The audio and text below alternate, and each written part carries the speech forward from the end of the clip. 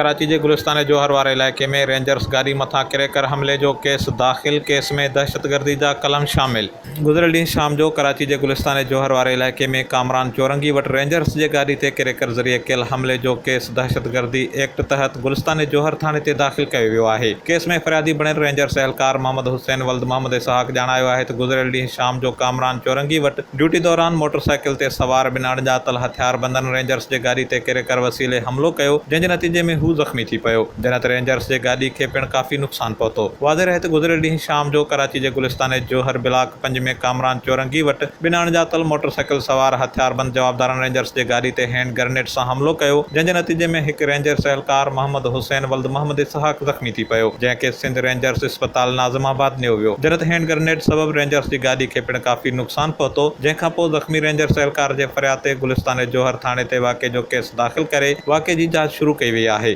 कावेश digital media reporting team, Karachi.